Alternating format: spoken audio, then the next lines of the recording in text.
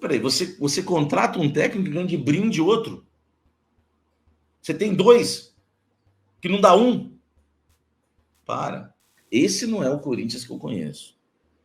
Esse não é o Corinthians que eu conheço. O Corinthians entrou com uma escalação que reflete o que é o seu técnico e a sua diretoria. Ou seja, uma escalação medíocre. Um time que só pensou em se defender. Eu quero dizer para vocês que esse Barcelona, tecnicamente, não é um grande time. Não é, a gente viu. O Corinthians só foi tomar o gol no final do primeiro tempo por conta do João Pedro Tchoca ter sido juvenil. Porque apesar da gente não ter jogado nada na primeira etapa, o Barcelona pouco também criou. Pouco criou. Só que quando você não contrata, Fabinho Soldado, você e o Augusto, vocês acharam que vocês montaram um grande time. Sabe por que o Corinthians não contratou zagueiro na temporada 2025? Teve chances, zagueiros oferecidos, muitos queriam jogar no Corinthians. Sabe por quê? Eu vou contar para vocês. Porque o seu Fabinho Soldado é fã do Kaká, que hoje é a quarta ou quinta opção da zaga do Corinthians. Entendeu? Eu avisei aqui, eu não escondo nada de vocês. Futebol é matemática. Quando os caras tinham um jogador dentro da área, o Barcelona, o Corinthians tinha 3 zagueiros, eram 3 para marcar um. Se você tem 2 sobrando, ali na linha de 5, tá faltando em outro lugar. Futebol é matemática, isso eu aprendi com os meus amigos aí, jogadores. 20 anos de carreira serve para isso. Quando eu vi a escalação, eu já não gostei. Poupou em Libertadores? Eu nunca vi isso. Poupou o Carrídio na Libertadores? Sério? O André Ramalho, ele poupou também. Você acha que o André Ramalho é reserva dele? O líder do elenco? O problema do Corinthians em 2025, eu não consigo comentar taticamente sem lembrar vocês que o problema do Corinthians em 2025 foi a soberba. É um time sem foco. Um time que fica preocupado com o extracampo. É um time de podcast. É um time de festas. Festas e mais festas. Esse é o problema. Que eu acho que é bem importante, tá? A gente tá falando isso. Por exemplo, quem vai cobrar a soberba dos jogadores? O Ramon não vai. O Ramon tem medo dos atletas. Eu vou contar uma coisa aqui que eu nunca contei para vocês em blend de lugar nenhum. Sabe o jogo lá em Criciúma? O Memphis não gostou de ser substituído, foi pro ônibus cheio de raiva, e o Ramon e o Emiliano deixaram lá o vestiário, e os dois entraram no ônibus, tiveram uma reunião com o Memphis dentro do ônibus, antes do ônibus sair, e depois foram lá praticamente pedir desculpas pro Memphis. Claro que não foram pedir desculpas, mas foram lá. O que foi? Calma. Você viu hoje, quando o Memphis saiu, os dois? Irmão, então, ele tinha medo de tirar o Memphis. Depois o Memphis ficou vários jogos. O Memphis teve jogos que não jogou nada, mas não foi substituído, porque eles tinham medo daquela... Sabe o jogador dar uma esbravejada e acabar com a autoridade do cara? O cara tem medo de perder a autoridade em público. Várias vezes que ele podia ter tirado o Memphis, não tirou de medo. Era igual a época que eu falava do Duílio. Cara, virou time de amigos, não ganha nada. Entendeu? Vai ganhar o Paulista. Meu irmão, beleza, precisamos de título. O torcedor quer Libertadores. Eu tô aqui palmeirense me enchendo o saco. Vocês são pequenos, vocês são minúsculos. Você não sei o que para Libertadores. Tá aqui as mensagens, depois eu mostro para vocês. Sou jornalista, mas sou corintiano e também os caras me enchem o saco. Pô, o Barcelona de Guayaquil não era tudo aquilo. O início do ano do Corinthians, o Corinthians tinha que chegar ao seguinte, ó. Augusto, Soldado, sabe? E chegar para os jogadores e falar assim, ó. Tinha que começar o ano falando assim, ó, a pré-temporada do Corinthians é curta como de todos os clubes brasileiros. Só que para o Corinthians, pior ainda. Porque além do Corinthians ter uma pré-temporada curta, como todos os clubes por conta do Mundial no meio do ano, o Corinthians tinha pré-Libertadores, que são 4 jogos. Não eram, né? Já foram 3. Agora falta 1. Cara, era chegar e falar assim, ó, gente, até o dia 17, 18, dia 20 de março, foco total. Sem festa, sem noite, sem podcast. sem balada, sem pôquer, sem altas horas. Só isso, gente. Vamos focar parte física, concentrados. Não. O problema do Corinthians não foi só a linha de 5 hoje. Não foi só a linha de 5 hoje. Eu avisei. O que aconteceu hoje foi avisado. Foi avisado. Eu já ouvi gente falando, não, Barcelona não é tudo isso. Toma agora, meu irmão. Barcelona não é tudo isso. Pega essa, meu irmão. Entendeu? Aqui entende de bola, filho. E aqui entende de Corinthians, velho. Eu tô vendo o Corinthians sem foco. O problema do Corinthians hoje, o problema do Corinthians é falta de autoridade. Porque o Emiliano dançou e rebolou no palco junto com o jogador. Vai cobrar quem? O problema é panela. Panela que existe lá dentro.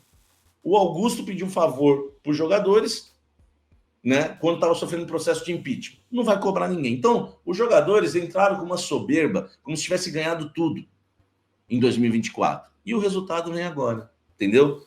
Estamos colhendo o que esse elenco soberbo plantou, o que essa diretoria soberba plantou. Um presidente que não para de dar entrevista, que fala coisas que você nem acredita. São coisas absurdas. Ele fica dando entrevista vai sempre nos mesmos lugares, as mesmas perguntas, os mesmos entrevistadores, a mesma conversa fiada e a mesma campanha política. Cara, o Corinthians precisa disso. E começa a falar coisas que a fiel TT acredita. Nossa, estamos milionários, estamos com um baita elenco, estamos não sei o quê. Ah, para, velho. Para. Pelo amor de Deus, meu irmão. Tava na cara que a gente ia tomar um pau. Tava na cara. 3 zagueiros. E eu alertei vocês. João Pedro Choque, Félix Torres, os caras fazem boa campanha no Paulista. No Paulista. Não vamos nos iludir com o Paulista, porque, meu irmão, os times do Paulista estão jogando com uns caras de 80 anos, velho. Uns caras que não deu certo em lugar nenhum. E aí a gente entra com uma linha de 5, né? Os 3 zagueiros, Choca, Gustavo Henrique e... Era para ser 4, né? Quase, né? Por pouco o Gustavo Henrique ainda não faz aquele... Fez aquele e quase, né? Se o jogador não tivesse impedido, era 4. E o João Pedro Choca. Nas alas, Hugo e o Mateuzinho. É isso, ó, outra fonte me chamou aqui. Boa noite, meu amigo. Nem vou perguntar se está tudo bem, porque é impossível estar bem. Uma fonte do Corinthians. O técnico entrou com uma linha de 3 zagueiros num jogo decisivo e sem treinar. Isso aqui é gente que não é oposição do Augusto, tá? É gente dentro do clube. Não é oposição, tá? É trabalhador. Gente boa. Então vou começar. Boa noite, meu amigo.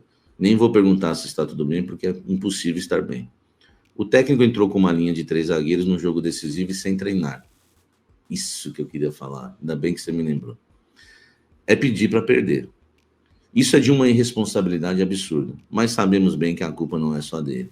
Nos falamos. Abraços. Eu estava no Japão cobrindo o Santos em 2011. Eu estava lá no Japão.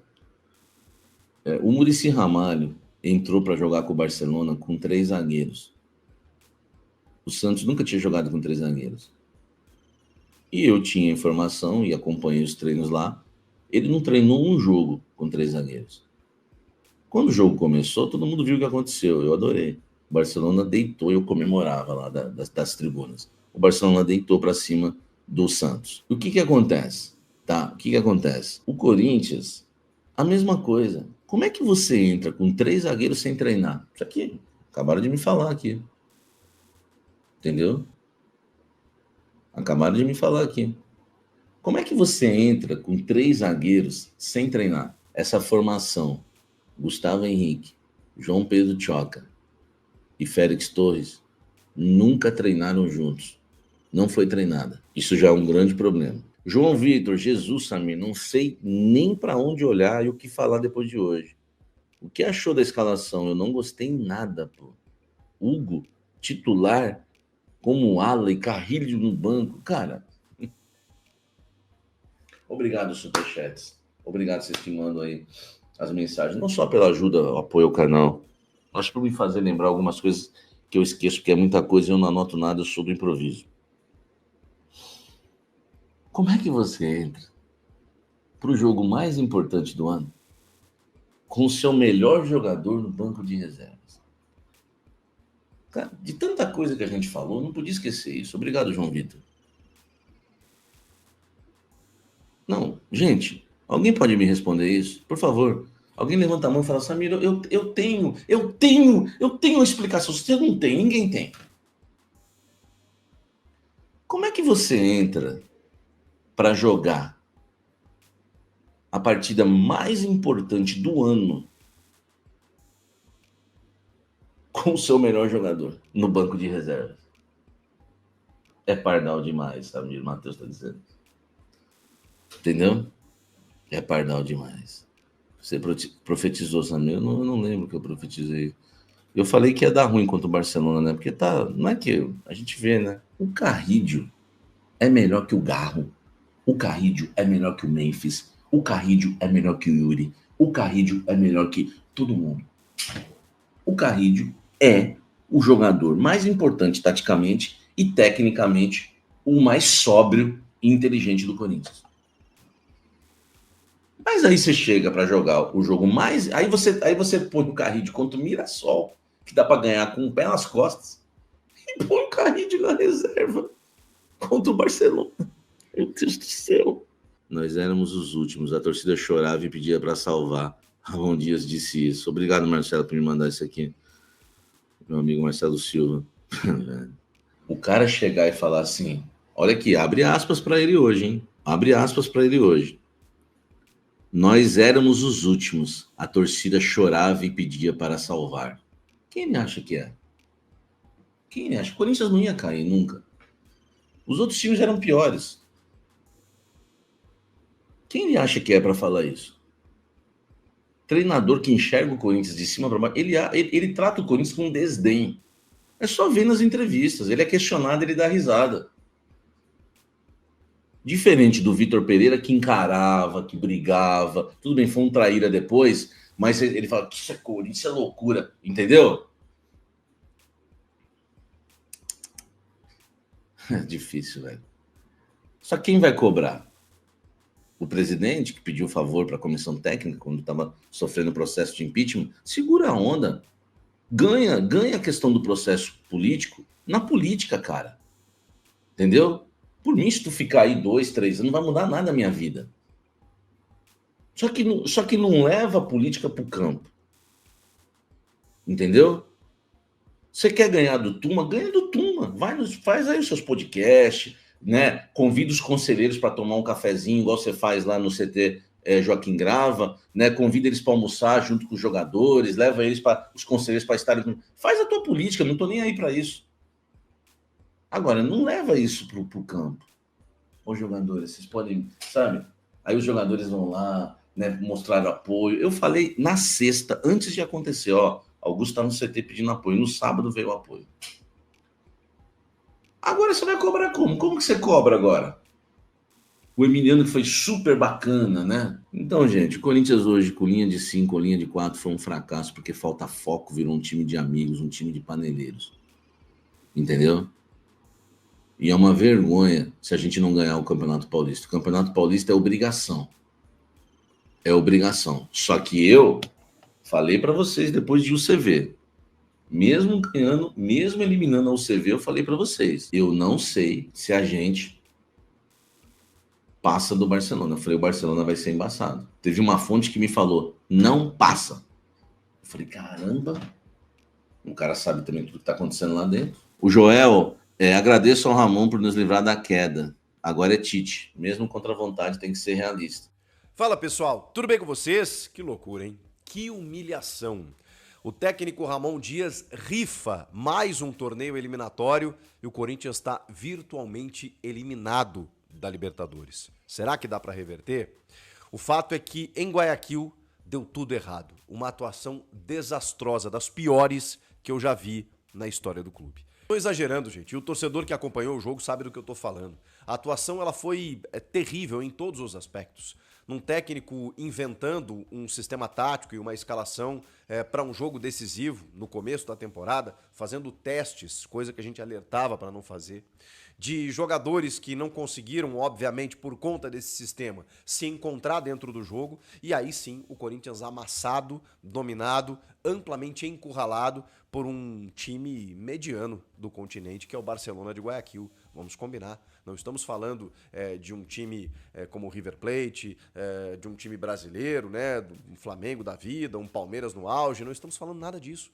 Estamos falando de um Barcelona de Guayaquil, que é muito mais time do que a Universidade Central da Venezuela. Pois bem, já na fase anterior, o Corinthians foi se classificar diante de um time semi-amador da Venezuela aos 41 minutos do segundo tempo, num gol salvador, depois de tomar 3 gols desse adversário.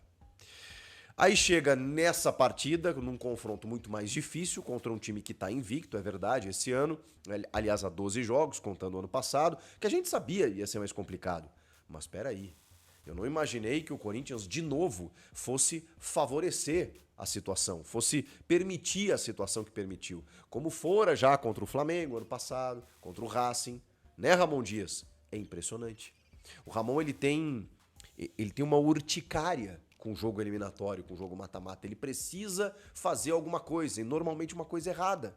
Ele não escolhe os melhores jogadores, ele inventa escalações, ele muda sistemas e o time não consegue corresponder. E isso é culpa de quem? É óbvio que é do treinador. É óbvio que eu vou cobrar de quem? Eu vou cobrar dos jogadores, claro, dos principais jogadores. Agora eu tô vendo aí muitas críticas, por exemplo, ao Breno Bidon, ao Memphis Depay, ao Yuri Alberto. Vamos lá. Eu não vou passar pano aqui. O Bidon jogou horrendamente, jogou muito mal e sou fã desse moleque incondicional. Acho que ele é muita bola. Inclusive, a primeira grande jogada, e talvez a única do Corinthians no jogo, tenha sido um chute do Memphis Depay em cima do goleiro numa jogada do Bidon. Porque esse é o jogo dele. Não é o jogo de ficar exposto completamente, jogado aos leões, como o Ramon fez. Ah, usei 3 zagueiros. Sim, mas para começar ele não usa os melhores ou o melhor entre os 3 zagueiros, que é justamente o André Ramalho, que tá bem, tomou um gol em cima dele ainda no segundo tempo, para pincelar de coisa ruim ainda, mas... Quando você não tem o José Martínez, que ele perdeu as vésperas do jogo por um desconforto no joelho, já não tem o Ranieri, você não tem uma proteção à defesa. Então o André, ele é aquele híbrido, porque aí você, obviamente, não abdica tanto do jogo. Você tem 3 zagueiros, mas você tem um cara que sai pro jogo com a bola dominada. E não colocaria o Gustavo Henrique, que estaria fazendo o seu segundo jogo na temporada. O Gustavo Henrique quase cometeu um pênalti e quase fez um gol contra. Aliás, fez, mas aí corretamente a arbitragem anulou por impedimento. Ele estava no segundo jogo dele no ano. E no sistema de 3 zagueiros, o André Ramalho foi gigante ano passado. Pois aí justamente quando ele volta com esse sistema, ele não escala o André. Que poderia fazer quase que um volante para ter mais proteção à defesa e ainda ter uma boa saída de bola. Ele não faz isso. Ele bota o André no segundo tempo para jogar numa linha de 4, porque aí ele tira os 2 zagueiros. Parabéns, Ramon. Tudo errado, tudo errado. Então, assim, o Breno Bidon, junto do Alex Santana, eles ficaram alinhados numa primeira função e o Rodrigo Garro na armação. Gente, não houve conexão nenhuma entre os setores, porque esse time nunca jogou junto. E aí, como é que você espera que um time que nunca jogou junto tenha uma atuação convincente num jogo decisivo de pré-Libertadores? Cara, é tão óbvio, mas é tão cristalino que eu não consigo entender como um técnico desse quilate, um técnico do Corinthians, não consigo enxergar isso. Que eu aqui desse lado tenho que berrar no microfone que isso é errado. Que eu ousei falar nas entrelinhas. Gente, ele não vai inventar, né? Vamos no losango, volta, né, com um empatezinho, até derrota simples, beleza, porque reverte em casa. Tomou 3 no lombo e poderia ter tomado mais. Mas assim... No primeiro tempo, ainda tenho que ouvir, ainda tive que ouvir, na entrevista do Ramon, jogamos bem, estivemos bem. O que ele considera jogar bem? Ser atacado o tempo inteiro, mesmo que o Hugo não tenha feito grandes defesas, mas não sofremos sustos. Os caras estavam só simplesmente procurando o lugar por onde passar. E no segundo tempo eles encontraram. Mas no primeiro tempo, gente, o Corinthians não jogou. E aí, como eu falei, né, na minha opinião, não dá pra criticar ou crucificar ostensivamente o Breno Bidon, porque ele realmente ficou sozinho ali na missão, ficou sozinho, foi uma sacanagem que o técnico fez com ele. O Memphis Depay e o Yuri Alberto não receberam bolas, porque não houve conexão. O Garro Foi muito caçado toda hora que pegava na bola e não tinha aproximação. Nas poucas vezes que o Corinthians pegou na bola no primeiro tempo, não subia ninguém. Por quê? Porque como é que o Bidon e o Alex Santana iam subir, e até tentaram algumas vezes, mas como é que eles iam subir o tempo inteiro se não tinha um primeiro volante? E os três zagueiros estavam enfiados, pisados dentro da área. Como que ia acontecer? Um espaçamento, gente, de blocos dos três zagueiros, os dois volantes e os praticamente três atacantes. Não tinha conexão e o Barcelona deitando pelos lados do campo. Mas assim, o Carabali pela direita, o Orozco pela esquerda, mas foi uma festa no seu rádio. E o Ramon Dias, no segundo tempo, desfaz a linha de três zagueiros, bota o André Ramalho, que não vem bem esse ano, vem pessimamente, mas aí justamente quando ele tem a possibilidade de jogar com três zagueiros, ele não joga. Aí ele tira os dois, o Choca, que cometeu um pênalti infantil, que eu antevi a jogada, e acho que você provavelmente deve ter feito isso, né? Quando tem a jogada, você pensa assim, não dá o bote, não dá o bote, não dá o bote. Ele deu o bote e cometeu o pênalti. Lógico que isso ia acontecer. No segundo tempo, aí ele tira o Félix Torres também, que pouco fez, estava amarelado e tudo mais, para botar o André Carrilho. E aí o time fica mais exposto. Porque aí ele esboça uma tentativa de jogar. Só que aí o Barcelona já tinha encontrado a maneira de chegar até o ataque, né, com muita velocidade, troca de passe. E o segundo gol, pelo amor de Deus, o segundo gol parecia o Real Madrid, gente. Parecia o Liverpool, não esse que jogou contra o PSG, né? Mas o Liverpool da Premier League. Aqui, ó, pum, pum, pum, só tapa. Os caras não dão bote. Aí o cara entrou na área pela direita, fez o cruzamento, pum, gol. E o terceiro gol também pareceu brincadeira de criança, né? O Orozco faz o terceiro gol com três jogadores do Corinthians dentro do gol. O Hugo sai mal, falha no lance.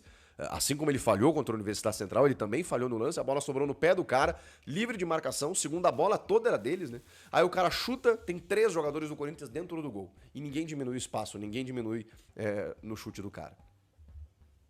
Atuações terríveis de todo mundo. E coletivamente um time que simplesmente não funcionou. Mas, gente, por uma questão óbvia, né? Uma bagunça tática. Eu vou cobrar de quem isso? É óbvio que é do treinador, que de novo deixou o time na mão num jogo decisivo. Olha que carimbo, hein, seu Ramon Dias? O Corinthians tem alguns jogos grandes nessa temporada. Ele ganhou do Santos. E olha que eu, inclusive, bradei na véspera do jogo. Gente, a diferença naquele momento, tá? Neymar chegando ainda. Naquele momento, a diferença do Corinthians pro Santos era muito grande. Como é, em termos de elenco. Falei, cara, é papo do Corinthians, passar o carro em cima do Santos. E o Corinthians conseguiu tomar sustos no primeiro clássico em casa.